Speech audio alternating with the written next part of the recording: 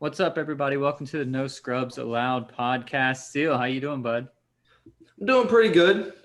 Can't complain too much. I know we're recording these usually after a horrible Jaguars game, which happened again, 5 weeks in a row now. But I'm over it. A lot of good sports going on. A hell of a great football games were played. I'm awesome, dude.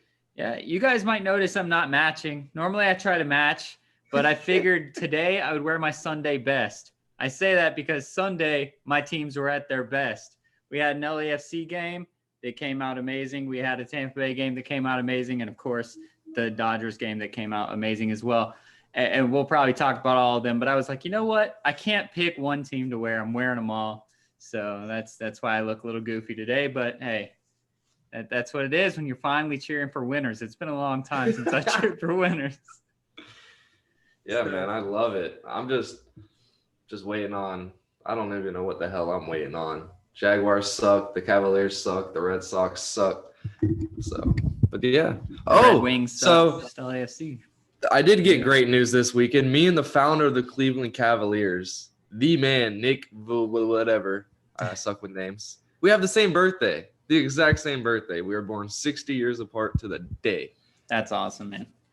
So it was so cool. I want to start out with a shout out, and you'll love it. So I know that you'll be fine with it. This normally we do shout outs at the end, but we don't truly know how many people listen to the end of the thing. It tells us how many people listen. It doesn't tell us really how long they listen. So just in case, this is a shout out worthy of being at the front. Have you seen anything about what Marcus Rashford's doing? Your old Manchester United boy? No, I haven't. So the UK, and I apologize if there are any UK listeners that I get this wrong, but I know that this is kind of gist. So it was very briefly brought up to me, and so I only got to research it a little bit, but I know the gist is correct. So hopefully the whole thing is correct. But the UK has a law, or had a law, or whatever, where kids, much like America, I think, but kids that can't afford lunch get free lunch and meals at school. So that's just something that they do. I'm pretty sure US does that too, right? I mean, they give the kids that can't afford the meals. So the UK does that. And normally the UK, I guess, provides meals the entire year to these underprivileged kids. And the UK this year decided that because of COVID, because of finances, blah, blah, blah, they couldn't provide the students or the kids that can't have food. They couldn't provide them food during the holidays. So they provide them food during school, but like Scotland and Wales and some others said they were going to give them free food through the holidays as well. England said they couldn't do that. So what Marcus Rashford did is Marcus Rashford took it upon himself to start a charity to be able to feed these kids throughout all of the holidays. And he's already raised enough money, I'm pretty sure, to feed all of these underprivileged kids through the holidays, so they won't have to go without eating during Christmas and Thanksgiving and all these times that they're not at school. And I know that we're from Palaco. We knew a lot of kids growing up that didn't have a lot of money that really relied on the school food. I got the school food too, but I didn't rely on it. I could also eat at home. There are some kids that look forward to eating that food because that's their food for the day. And so for him to say, listen, at school's not enough. We got to feed these kids all the way through. And that's huge. So I wanted to shout out Marcus Rashford for that. That's such a huge story. I didn't want it to trail off at the end and nobody be listening. Yeah, that's absolutely amazing. And I was kind of looking, Jalen Ramsey donated something to some schools up in Tennessee and stuff too. And I think it's really cool, but it's like they were asking, oh, Jalen, what made you? He's like, in my mind, my comment was, I just signed a $70 million contract. What's one of the 70 million, you know? But it's really cool that it's going towards that, because so many times we see these guys, they'll build another boys and girls clubs and stuff like that, which really does help out, but they're making something that's already there a little bit better. And this guy is taking something that wasn't there at all and got taken away from these people and bringing it back. I like seeing that stuff. I love these guys when they donate to the hospitals and the boys and girls clubs and stuff like that. But to literally put food in these people's mouths, man, I have chills. That's absolutely amazing. And listen, I know. beat you PSG last week too. So a lot of good stuff coming out of Man U that hasn't happened in a hell of a long time. I know that there's a lot of naysayers. I'm one of them many times that say, like, listen, you get tax write-offs for charity. You get this, like you said, what's 1 million as compared to 30 million? But it's not really that. Like, what does that matter? Why does that matter? Who cares if they're giving what's the equivalent of us buying like a cheeseburger? How many of you have gone out and bought a cheeseburger for a kid recently? Like, it doesn't happen, and it wouldn't even cross your mind, really. So the fact that these guys have the means and they use it, because we know that a lot of them don't. You can get a tax write-offs a lot of different ways. And we've seen that in other ways where stuff comes out and people get villainized for the way they get their tax write-offs. So listen, if the government wants to provide tax write-offs, and I don't know how the taxes in the UK work, but if the government wants to give you those write-offs and that's what you choose to use it for, then whatever, man. Like, you're still helping, and the heart behind it can't be forgotten. So, and like I said, I'm guilty of it too. When LeBron built a school, I'm like, oh yeah, he just built a school so that he could have his name on a school. So like, I do it too, but we shouldn't. It's still charity. It's still good stuff. So yeah, it's a lot better. I've noticed a lot more of these NFL rookies and guys coming out. They're getting clothing brands a lot sooner than a lot of other people would in life. That's true. But yeah, shout out to Rashford. That's absolutely amazing. I hadn't heard about that until now, and that's what I like to see. Like, yeah, it's cool to put money into all these organizations and stuff, but these organizations are here. I like seeing stuff like that. That is absolutely amazing, and that's great. Oh, I had to lower my light down a little bit. I was getting a little shadow. Now I'm gonna clear. All right. Anyways, so let's go ahead and get to the game. So of course we'll start with LAFC because, as always, I did a just off the post LAFC show. So head over to YouTube. You can check that out right where you check these videos out if you watch us on YouTube. If you're listening to us on Spotify or whatever, you can head over to the YouTube, and it's just No Scrubs Allowed podcast. Don't go to No Scrubs podcast because that's that dude that we talked about a couple of episodes. Go to No Scrubs Allowed podcast and you can check it out. But you can also check out that video. I'm live after every single LAFC match, as long as it's not a Dodgers game 7, which could happen on Wednesday. So if there's a game 7 on Wednesday, I will be watching that. I will not be watching the LAFC game, but hopefully we can finish this thing on Tuesday and I'll be able to watch both. But let's talk briefly about some of the big points of the game, not the game itself, because like I said, I recapped it there. But Carlos Vela is back. The man scored a goal in his like 20 minutes of gameplay. He looks awesome. I talked about it a little bit on the show, but moving forward, heading into the playoffs, if we get Blackman back, if we get Vela back, once we have really our full lineup, K is going to be up in the air. I don't know what's up with him, but we have, no offense to K, we have replacements for him. It's the defense and stuff, and of course the MVP that we don't have a replacement for. So to see these guys come back, how dangerous do you think we really could be? Should we jump back on this hype train? Not that we ever left the fan train, but should we jump back on this MLS Cup or bust hype train that we had before the season started? Yeah, I don't know. My thing about that game is the Galaxy did not look good. Well, yeah, they sucked. They sucked. They continue to suck. Whatever answers they thought they were going to have after getting rid of Zlatan and trying to come back and be the team in LA did not happen. Seeing Vela score and that little bit, and he looked great. He doesn't look like he missed a step. And he didn't look hesitant. He didn't look scared to be Carlos do Vela. Stuff with his leg, which, I mean, an MCL injury is scary stuff. So yeah, I haven't messed with my knee in years, and anytime I turn and my knee doesn't go with me, I freak out and I just walk around the bar. So I can only imagine him. He didn't, but he just played like he was 100%. That's great. The Moose, little 16-year-old kid, keeps killing Moose it. Isn't the 16-year-old Oh, kid. Moose isn't this. Well, whatever. He's the one Moose you thought keeps was killing 16. it. Oh, okay. Well, bam. Yeah, he's the one that, or no, he's number 20, isn't he? No, he's 16. 20. 6. All right. 20 is So, Atuesta. Yeah. But I knew that. Look at me. I'm actually becoming a real fan. But it's there. But I don't know how much I want to base that off of the game against the Galaxy.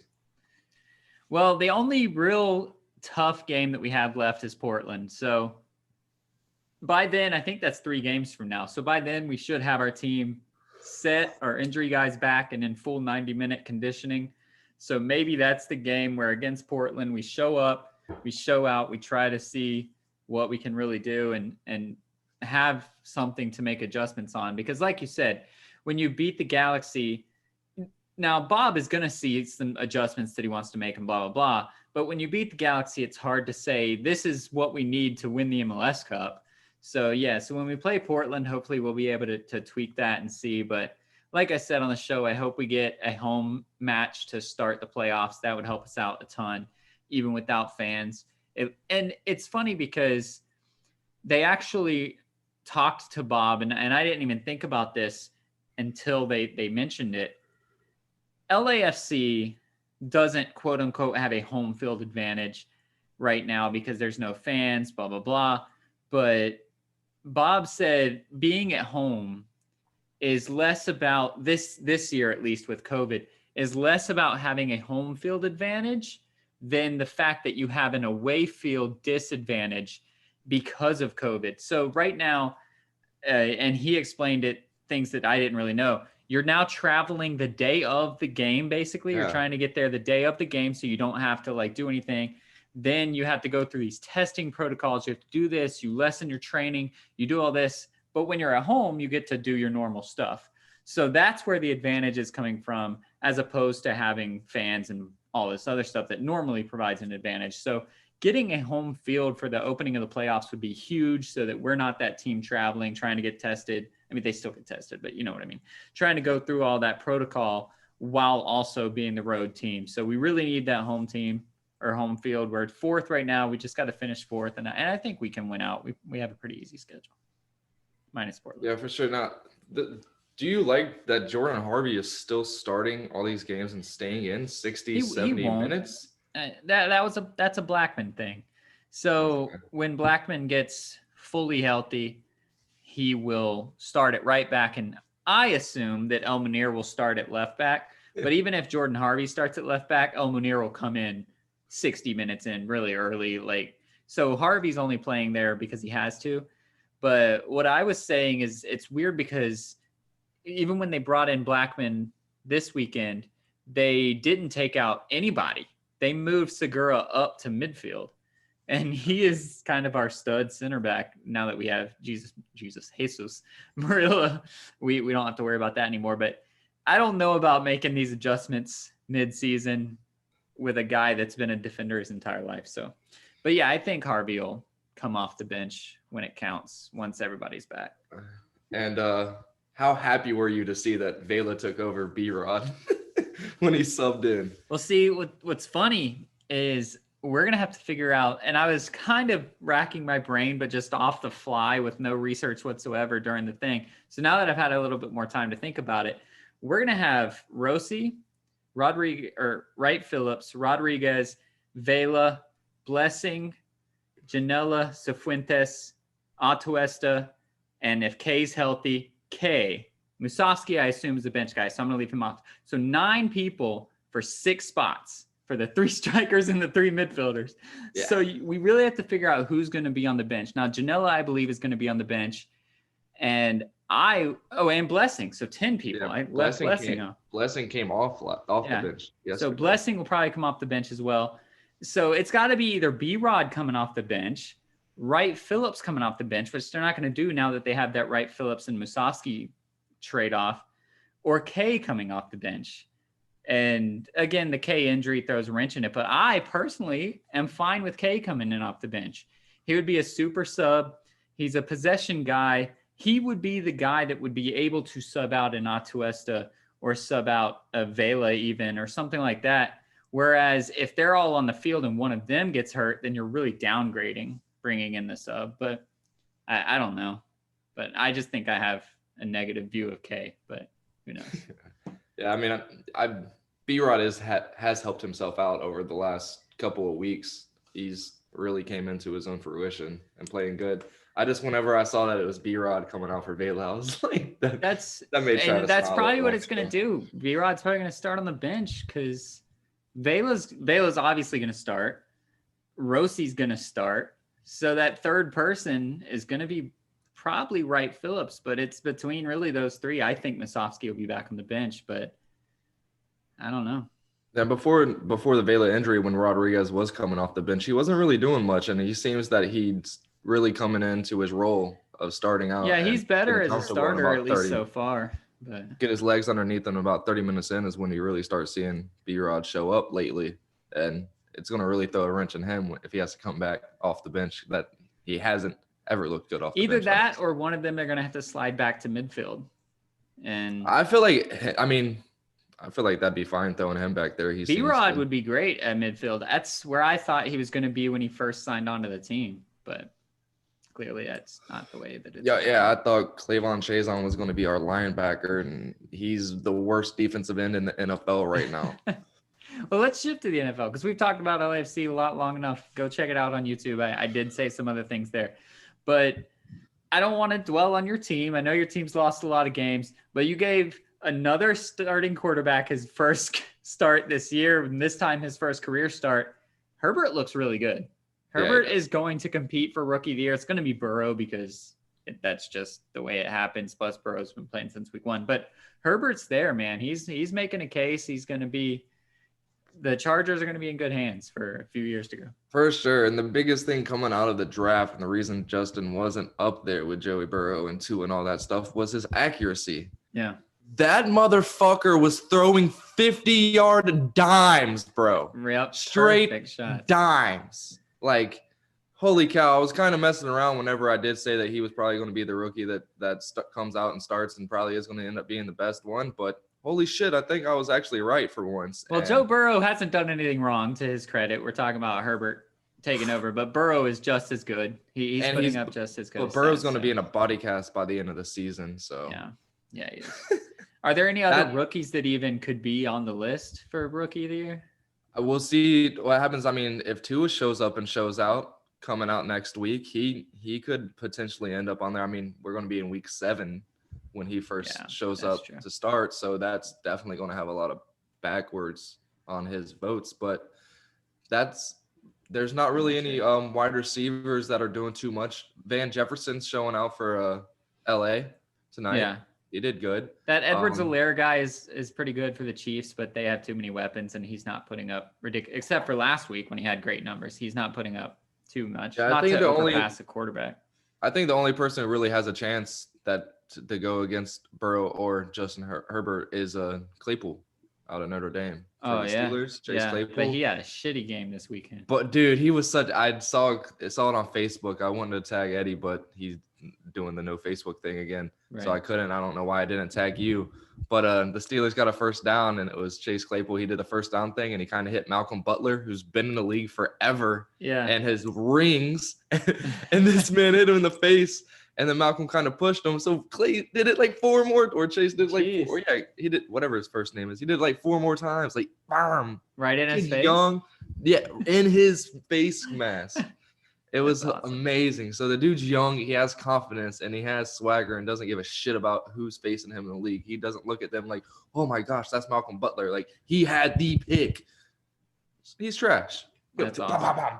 It was absolutely amazing. But I think it's going to be between him. I don't think it's going to end up being Joe. If they end up winning 3 games in the season and the Chargers end up sneaking a wild card, could be Justin, but possible. Okay. It could be Justin. But if the Steelers end up going 14-2 and Chase Claypool has 10 touchdowns and 1,200 yards, how can you not give it to him? Yeah, the only thing that luckily for Burrow, Rookie of the Year usually is not tied to wins. Which we've seen in the past. Most of the time, the Rookie of the Year doesn't have a winning team more often than not because he was one of the draftees that are really low. But that's the only thing that could hurt Burrow is his team's going to probably be last in the entire division. And so he's hoping that Justin Herbert doesn't make the playoffs. And then Tua, of course, has a chance to lead these guys to the playoffs as well. They're 3-3, I believe, right? Yeah, so in that division, if he comes out and surpasses the Bills, who definitely showed that they're able to be beaten, if he comes out and passes them and wins the division and maybe loses 2 more games, like they could easily say, hey, he was the reason that they jumped out and won this division that's been won by the Patriots for like 13 straight I years. was about to say, can we just appreciate the 1998 feeling of being able to talk about the AFC East and not mention the Patriots? Well, let's mention the Patriots. Cam Newton was bad. Oh my gosh. Yeah, he was. And you got to have respect for him. I saw his phone I interview. love the guy, I but heard his phone interview today. He and me, I played bad. And he's like, this is going to end up being a permanent change if I don't step it up. But yeah, that was luckily absolutely Stidham doesn't insane. look any better. Not at all. But it's insane that Cam was really looking that. I mean, when you look at the numbers, if you just look at 9 for 15 for 80 yards, like, okay, he's getting into a groove. But Right.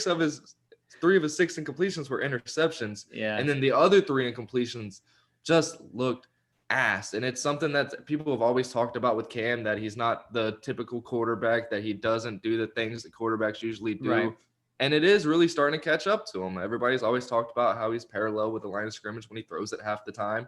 And his arm strength has always gotten him through it. And they still look tight, spirals and all that stuff, but they're just ducking down and hitting 5 yards in front of the receiver. Right. Or like the out route throwing it 10 yards over the receiver's head. It's just the way he's always done it isn't working. And I don't know if it's the injury. I don't know if it's the new system, the lack of confidence. But I personally like to see it just because he's on the Patriots. I love Cam. He's a good person. He did steal computers from Florida, allegedly, and ended up going to Auburn and doing big things there. But Cam's a good guy. I love seeing it on the Patriots. Yeah, me too. And I hope he snaps out of it and does well, but not well enough to make the playoffs. Well enough to get a nice big contract and do somebody pretty good. But now something that we can talk about, it's almost halfway through the season. We're getting close. I hate to talk about awards too early. I know we mentioned Rookie of the Year. What about the MVP? And I don't want to mention like who's going to win the MVP, but at the beginning of the year, it was Russell Wilson and Aaron Rodgers kind of running away with this thing. Aaron Rodgers has now had a shitty game against Tampa Bay last week. He just looked poor. Russell Wilson looked really bad last night and literally cost them the game because Cliff Kingsbury cost Arizona the game, and then Russell Wilson didn't make him pay for it, which is crazy. And to throw that pick is ridiculous, and it's not Russell Wilson's thing. He just doesn't throw those kind of picks, but he did. So he took a stinker, and Tom Brady is the other name that I've seen now pop up because he had another huge game. This race could potentially be wide open. I mean, Mahomes isn't doing anything. Lamar's not doing what he did last year. Aaron Donald is still doing Aaron Donald things. Could this be the year that maybe a defender comes in and wins this thing as long as it's Aaron Donald, or is it still just whichever quarterback's going to be hot the last 6 weeks of the season? I think it's back down to whichever quarterback's hot. It looked like Aaron Donald could sneak in. I'm trying to see. He had a horrible game last week or the week before last week? You shouted out that lineman that blocked him up, so I think that was last week. And then where is he? Holy shit. Yeah, and another. Oh, he had a half sack, so I guess he can say he's sacked Nick Foles, but he only had 3 total tackles the whole game, 1 solo and a half sack. So still a quiet night from AD. Okay. So pretty much we had talks. AD was in there. Derrick Henry was kind of sneaking in there too. He could kind of be. But what did he do? I don't even know what he did. I know they lost. He did good. I mean, he was averaging like 3.5 a carry. I think he finished like 80, 85 yards, something like that. Yeah, that's what I saw. But damn, that was a hell of a game, though. I don't want to. It turned out to be a hell of a game. It started out, I thought it was a blowout. I flipped it because I was tired of listening to Eddie's text. I was like, all right, Pittsburgh destroyed them, whatever. And then Tennessee did what Tennessee does. And I know that you're very familiar with Tennessee doing what Tennessee does. They came back and they made it a game, and they should have won, but the Steelers stepped up when it mattered most. Yeah, and that's what's kind of scary because that usually seems to be when Tennessee is really rolling is when they can come back. Last year, It just looked like, all right, we don't want a lead. We want to come back. Like, we don't want a lead. We're going to be down and then come back at the end of the game and win it, and then just let Derrick Henry control the clock. So if you see this type of going on from Tennessee, I mean, they didn't pull out the win, but this could come down to be another historical Steelers defense when it's all said and done and in the books. But they almost did it, man. And it was close. And Tennessee was playing really good down the stretch and almost came back, and they didn't make mistakes. That's what's scary. They usually always screw themselves out of games when they are up, but man. Yeah. No, I mean, Big Ben looks like he turned back the clock a little bit as well. And I mean, they're undefeated. They're the only undefeated team. Maybe he Dude, could their show line up. is so beast. I was about to shout out James Conner, but he doesn't get touched doesn't until do 3 or much, 4 yeah. yards down the road, down the field. Yeah, man, you can't say enough great things about the Steelers. We were trying to get Eddie on so he could talk a little bit about it and a little bit about your guys' new wide receiver over there in Tampa Bay. Yeah. But he wasn't able to get on. No, he's definitely excited for it. He's actually excited about AB being in Tampa, which you're not. He's much like you, which I love you guys. You guys are my friends, and I'm happy that you do this. Which Eddie has a team that's actually doing well. But both of you guys, when your team sucks and my team's doing well, we jump on board. And it's great because I do it for you. Well, not you, because you like shitty teams like the Red Sox, but I do it for Eddie. So like when Tampa Bay's out of it, I'm fine with the Steelers doing things. He is fine with Tampa Bay winning, even though his team's undefeated. So shout out to Eddie. He's a good man, but he texts me every Sunday. He's excited about Tampa Bay. I mean, he's hyped for it. I don't know why. Maybe he just has so many titles that he's willing to throw out a few to other people. But yeah, he texted me. He was like, "Can you believe AB is back? You guys are gonna have an extra fun episode this week." I was like, "Yeah, he's not gonna want to talk AB." I don't like AB, and you know that even as a fan, if I don't like somebody, I don't care what they do. But isn't somebody who's such a big fan of the Steelers and how he was able just to mess up that locker room and they just deported him? For him to be excited about him being back, that's got to be a testament to what he can do on the field. Well, yeah, and if I remember all of Eddie's texts from 5 years ago, yeah, I mean, him being on the field could be potentially a good thing. Bruce Arians coached this man. He was his offensive like QB coach, wide receiver coach, or offensive coordinator, whatever else Bruce Arians was in Pittsburgh. I'm not a Pittsburgh fan, but I know he was a coach there, and he coached AB. And he came out and said that AB is a diva. He's not somebody that he'd want on his team. And then at the beginning of this season, he said, no, he's not a good locker room culture for us. We would not want to sign him, blah, blah, blah. So clearly Tom Brady has gotten to the management. This was not a Bruce Arians decision. I don't know how that's going to play into the locker room, but Bruce Arians is not shy about what he thinks. So if he tells AB straight up that he's not a fan, that he's this, he's that, obviously Brady's going to call audibles on the line and get him some passes, but this could be a battle between Mike Evans and Antonio Brown, between who's really the guy. And they do have a different skill set.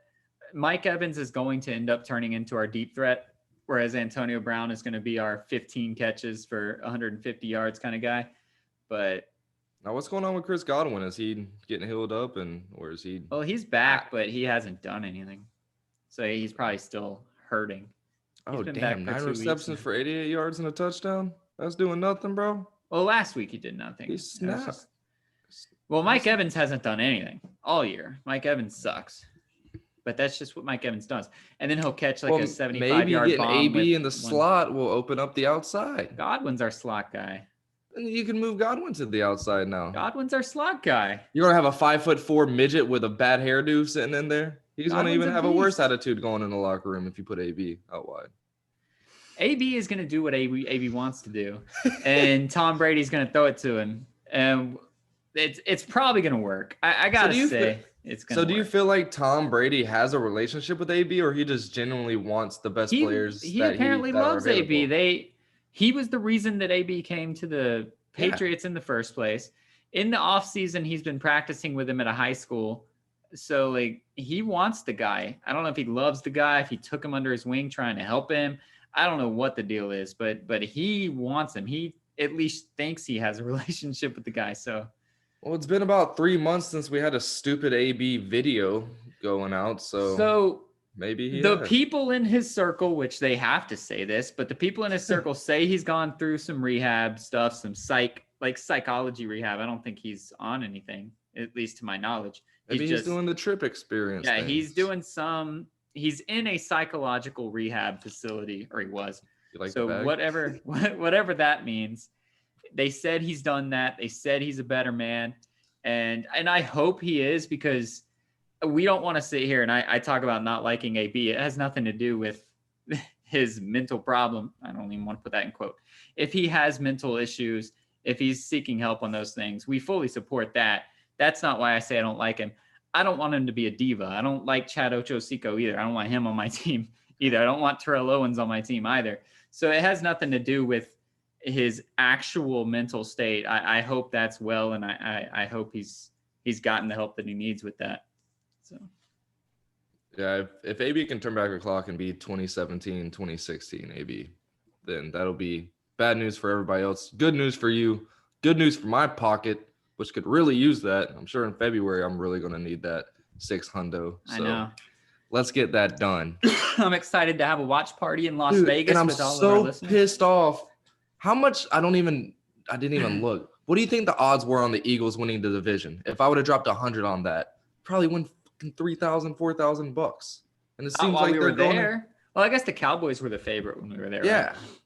So nobody. What's the odds of them changing the rules so that the division winner doesn't have to make it in the playoffs before? Are they going to be like, they're like, hey, listen, you guys know how the NBA keeps talking about just doing the best 16 teams? Yeah, Can we can please just do that? Do that real quick. That's bad. That's a bad division. The Giants should have won that game.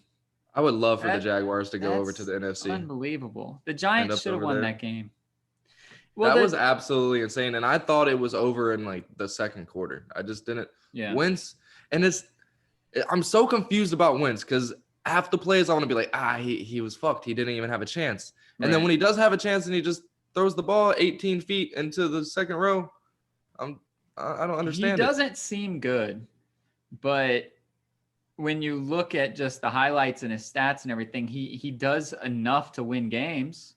Yeah. And it's so weird. But that's kind of what Trubisky was doing as well. And you saw what happened to him. He's sitting on the bench holding a clipboard. So that's what happened with Wentz too. He lost his job due to injury and they won a Super Bowl. So I don't know.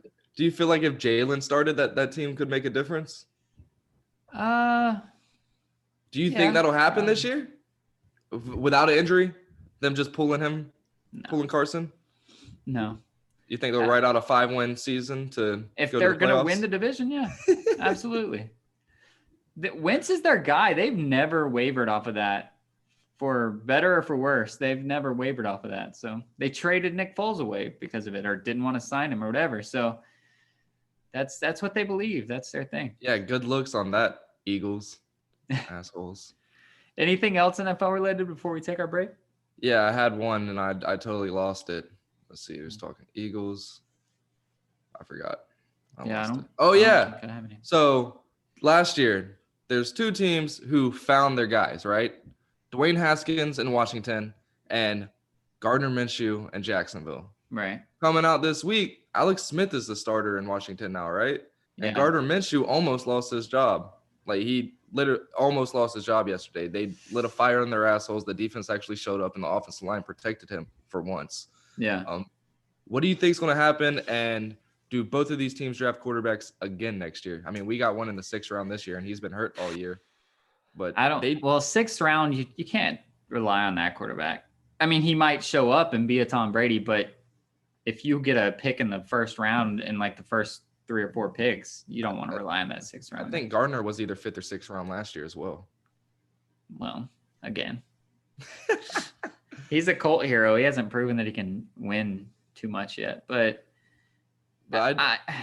the Redskins will take a quarterback. Can't say the Redskins anymore. The football team will take a quarterback if they get one of those picks for sure. Yeah, I think we both are, and I really feel like I feel like we're going to end up pulling out about 4 or 5 wins this season, and that's going to get you probably about the 8th pick in this draft this year. I feel like.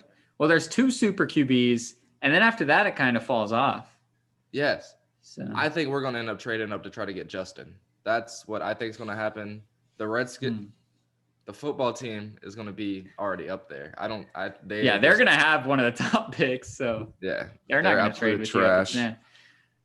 Unless you guys want one of those small town small school Dude, quarterback. if we wait on Trey Lance and pick up Trey Lance, I will be so pissed off because we're sitting here talking about the only other quarterback to ever come out of that college that was worth a shit, is Carson not Wentz. good. Yeah. They did a scrimmage game for this guy, and we shouted them out for doing it, and then it came around, and he played like ass. It's true.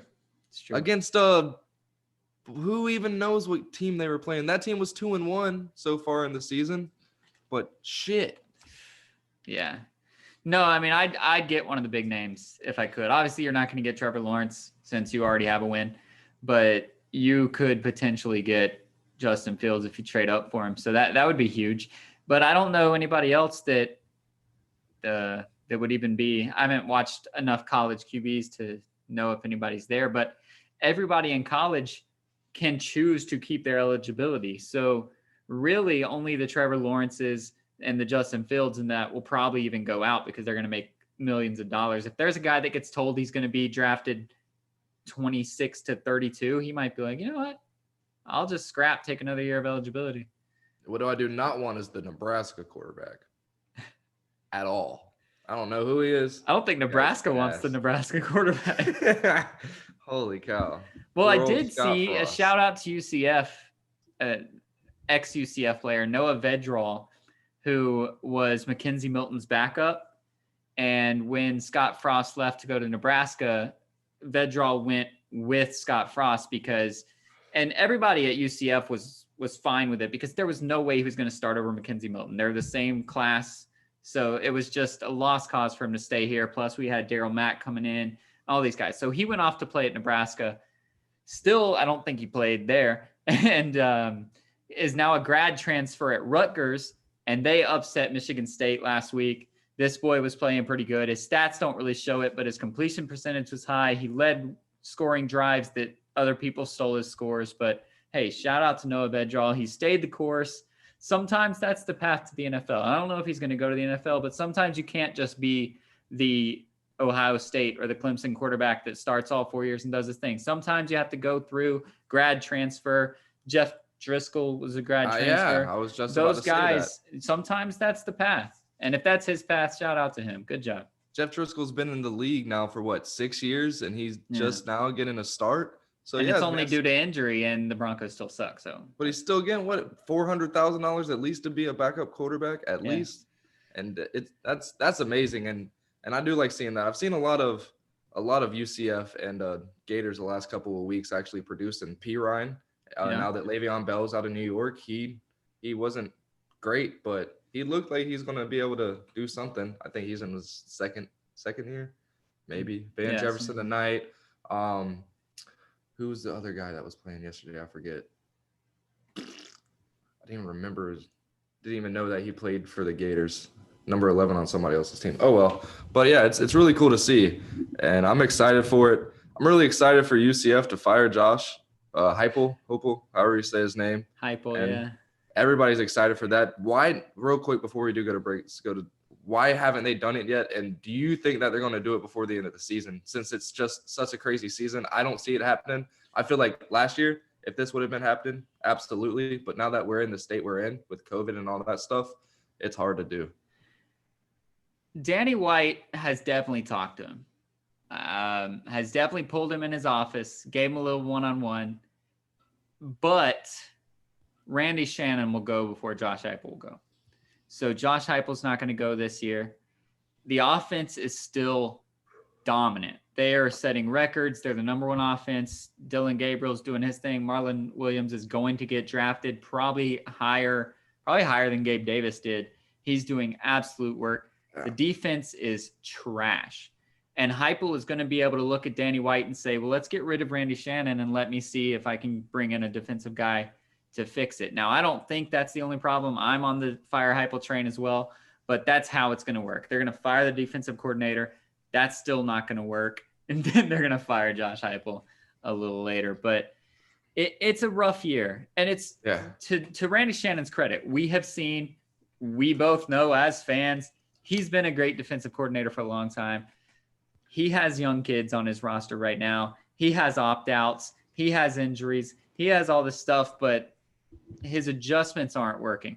We're plus 90 something in the first half, and we were going into last week or this week, we were minus 29 in the second half. That's the opposite. The defense needs to get better in the second half, and it's not happening. It was happening the last couple of years. We were very shitty in the first half, and we came back and won close games in the second half.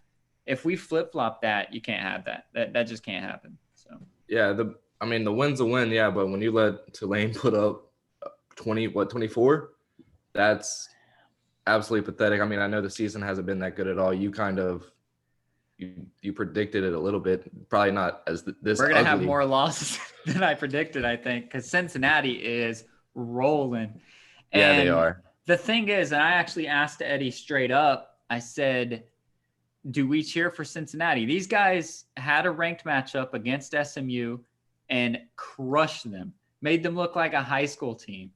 Cincinnati is now number 7.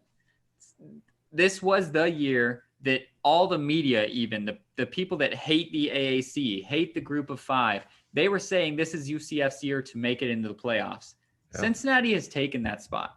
They're number 7 now. They're in the driver's seat. If they continue dominating, if they get a big AAC championship game against Tulsa or somebody like that, and they win, that's huge for the AAC. If we get a couple of losses, the Big 12 is already screwing everybody up. All Oklahoma State has to do is lose to Oklahoma in the Red River or whatever. Or actually, Red River is Texas, isn't it? But whichever one theirs is, and they'll be pretty much out of it. So I asked Eddie, I said, do we cheer for Cincinnati? And Eddie, as a true fan, said not until we're mathematically out of it, which mathematically we're not out of it, but we are definitely out of it.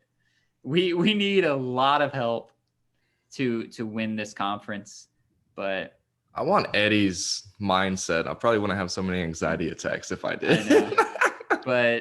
But he did say that as soon as we're mathematically out of it, he's going to root for the AAC. So that means Cincinnati to crush it. And they have a real chance. That team is good, man. I'm scared for us to play them. But. Yeah, and when I'm all season, even with the losses and stuff, I'm down. I was all down for keeping Josh and all that stuff. And I didn't even really think about Randy that much because he's such a good. I just feel like it's more so the players that he has to deal with. He's such a good coach. Like fuck the Hurricanes for one, all right, but he's such a good coach. Yeah. So I never once put it on him. It hasn't even been a thought in my mind that he should go before Josh. Thought even getting rid of Josh and putting Randy at the top, get an offensive coordinator, and that'll slow it down a little bit, give the defense some rest, and then see what we can do from there. Well, Heupel tried to slow it down.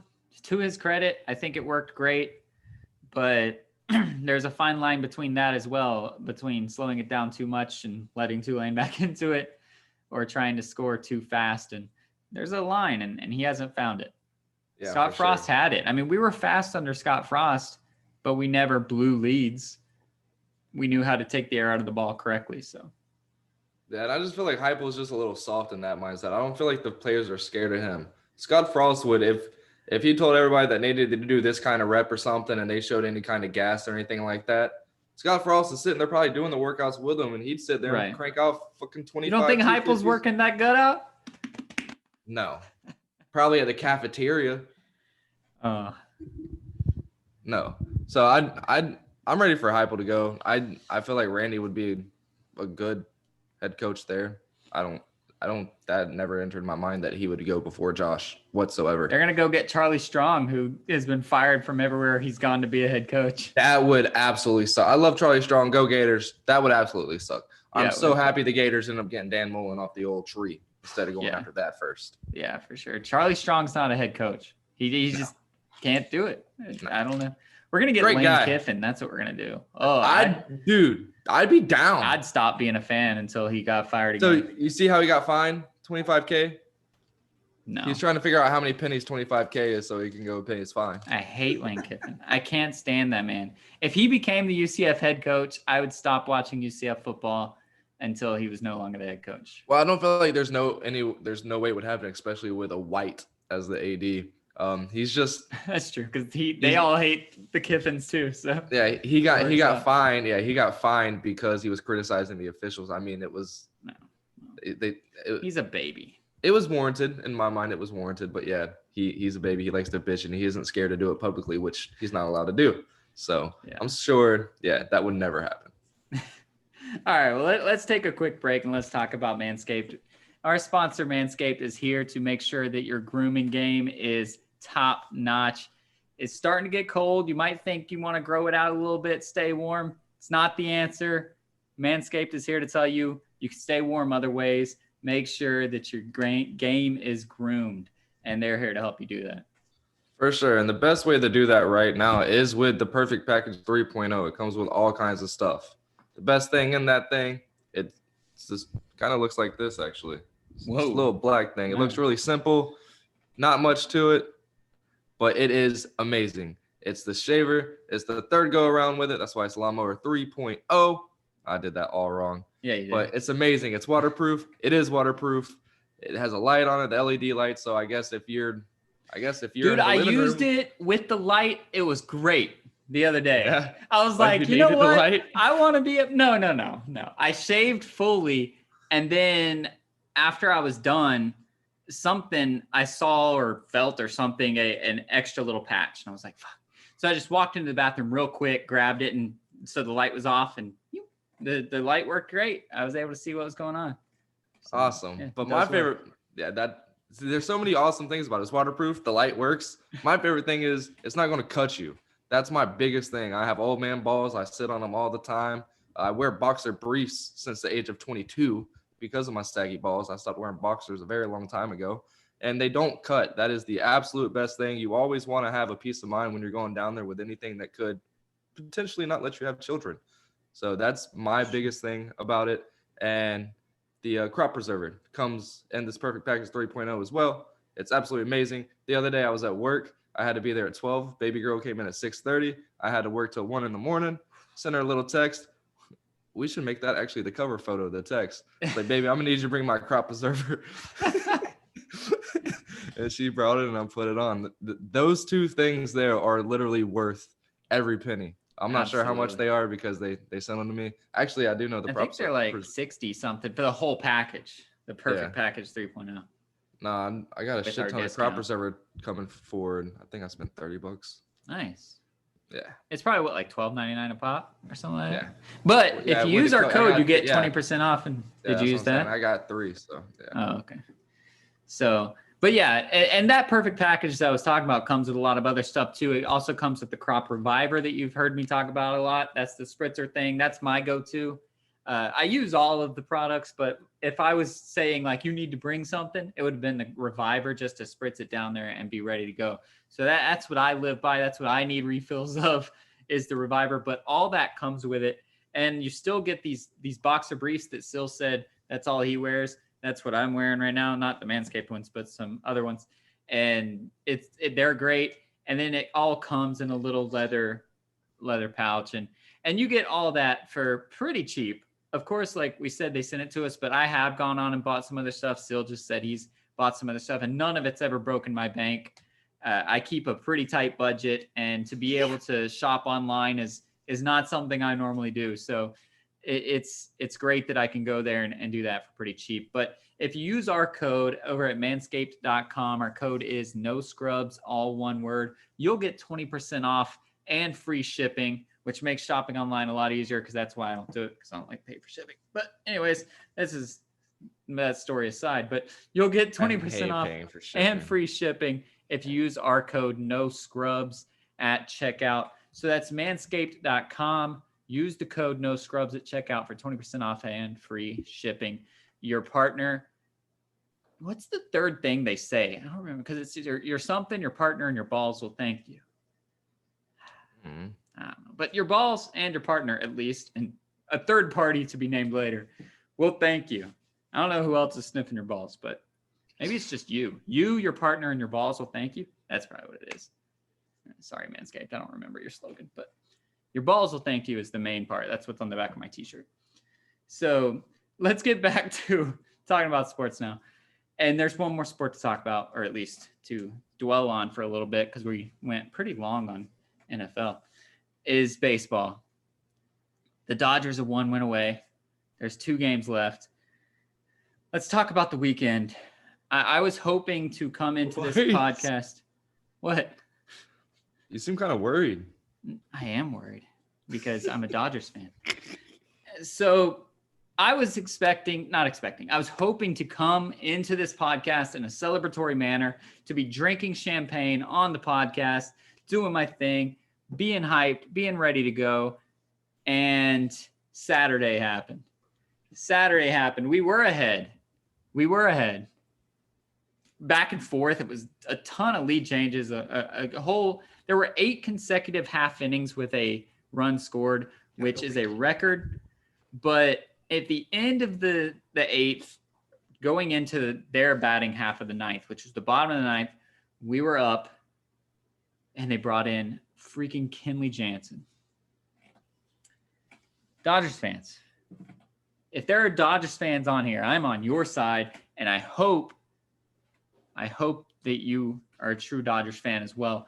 But Kenley Jansen cannot close games. We know that he can't close games. Dave knows that he can't close games. Kenley knows that he can't close games. Yet, for whatever reason, with a 1-run lead in the bottom of the 9th, Dave Roberts decided to go to Kenley Jansen, and I let out an audible yell. And I did not know that my door was open. I had the screen door going, but I said, "No, not fucking Kenley Jansen." And I heard my neighbor across the thing go, "Oh yeah, no Jansen." That's what he said. I don't know how drunk he was, but I was like, "Oh, all right, that guy's at least on my side as well." And then of course, Kenley Jansen did what Kenley Jansen always does, and he let in the customary run. And then Chris Taylor, on top of that, decided to, you know what, if you're going to tie the game up, I don't want extras. Let's just end it here and take it to game 4.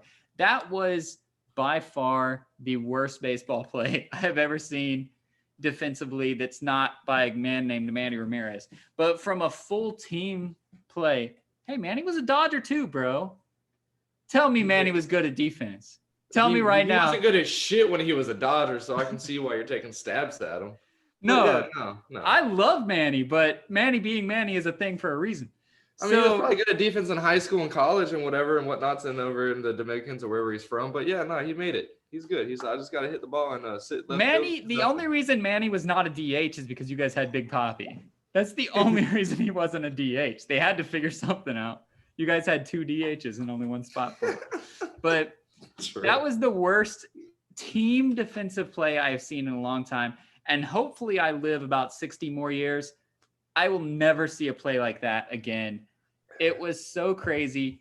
Chris Taylor bobbled a catch, not even bobbled a catch. He closed his glove too early and it bounced the ball out and then fucked up the throw to home. Will Smith fucked up the catch at the throw to home, did not even realize he didn't catch it. Kenley Jansen did not back up the catcher, which is something you are taught from a very young age to do. If you're the pitcher, you go cover whatever base, like back up whatever base the ball is getting thrown to. That's pretty much your job after you make a pitch. Yeah. None of that happened. It was the worst. Aron's Arena fell over. So if they would have been tagged out, he would have been the laughing stock of that play. But no, it turned around. It was the Dodgers.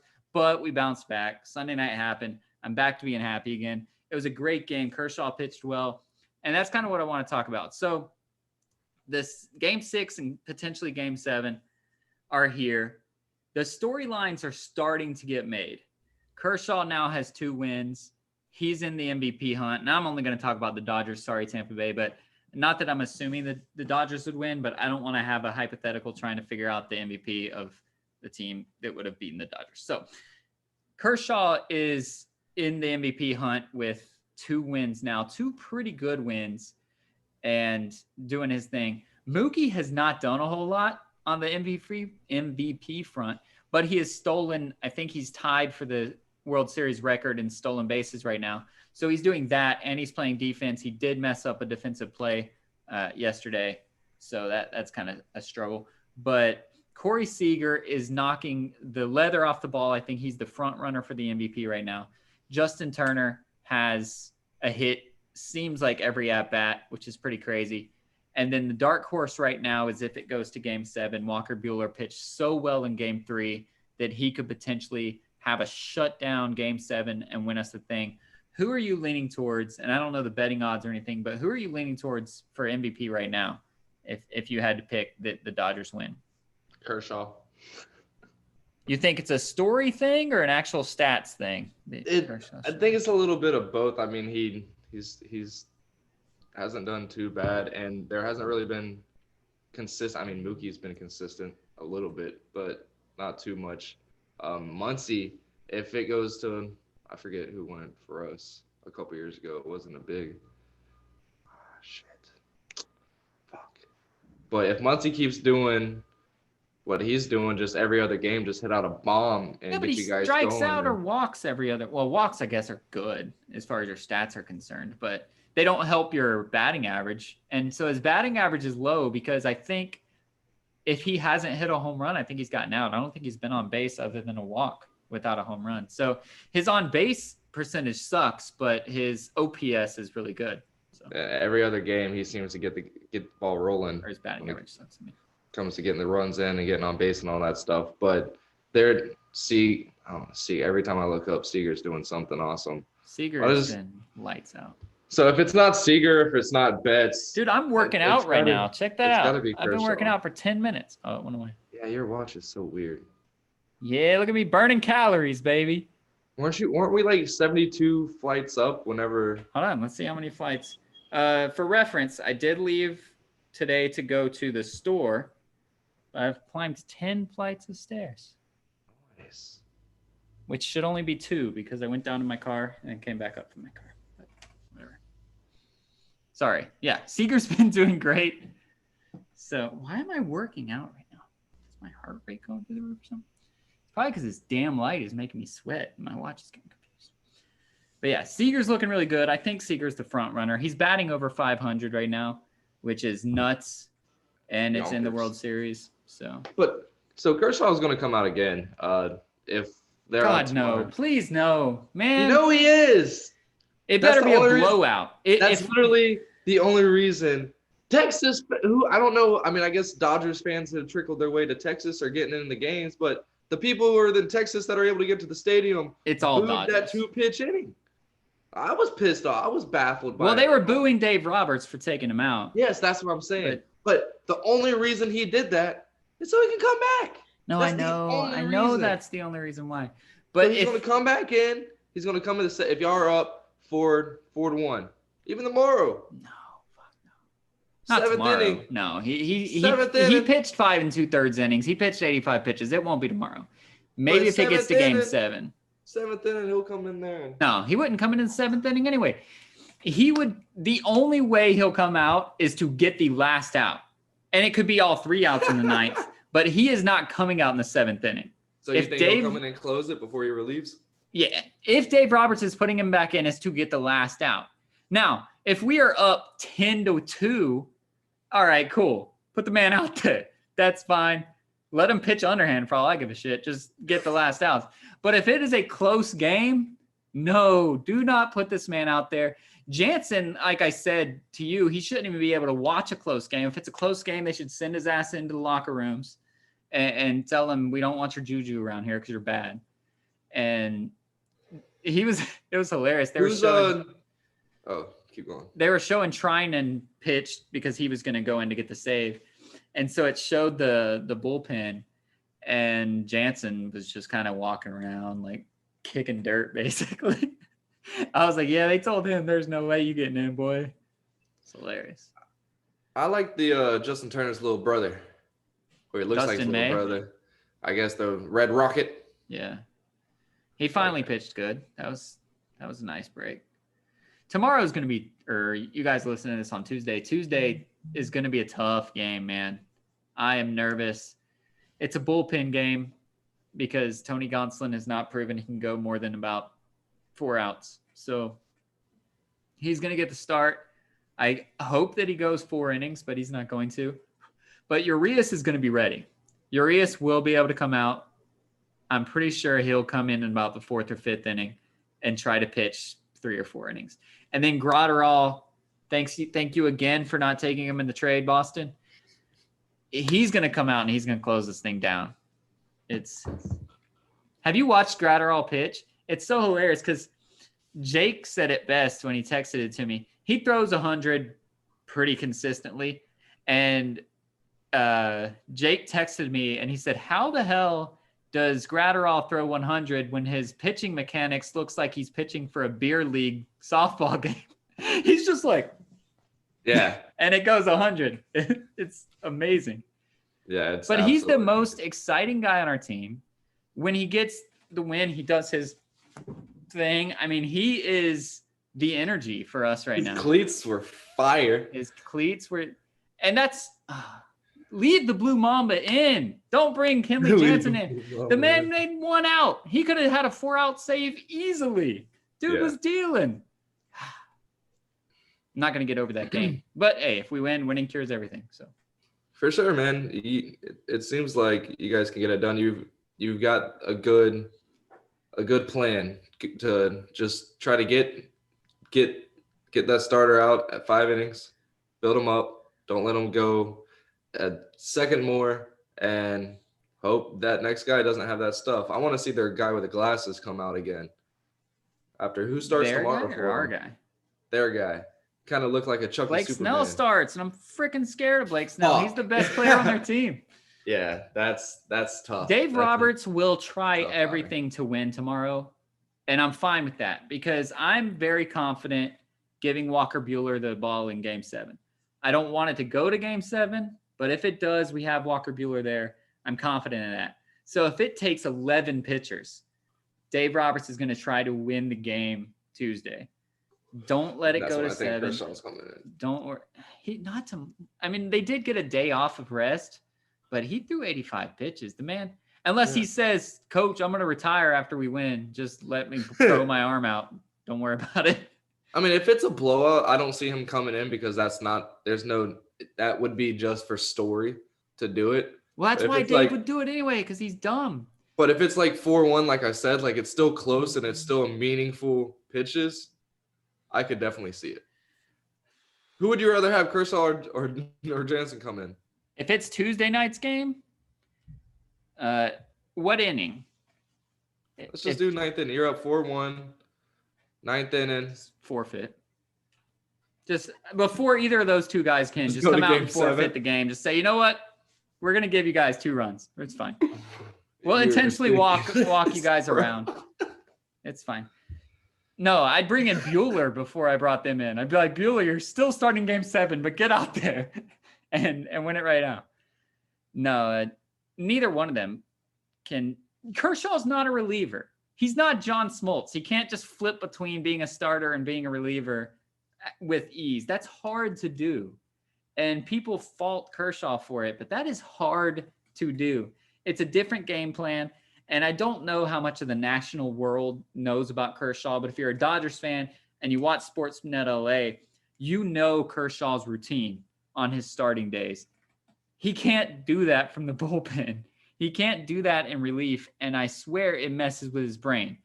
And that, like, Kershaw is down to a science. And I know a lot of pitchers are that way, but Kershaw has every single minute of the games he starts, from the time he wakes up, from the alarm waking up, he has every minute scheduled out for what he does. That's you can't crazy. do that from the bullpen. You just can't do it. So I don't know. Don't bring the man out. But he's going to bring him out in Game 7. If it gets to Game 7, if we're ahead by 5 or more runs, he'll come out in the 9th inning just for story.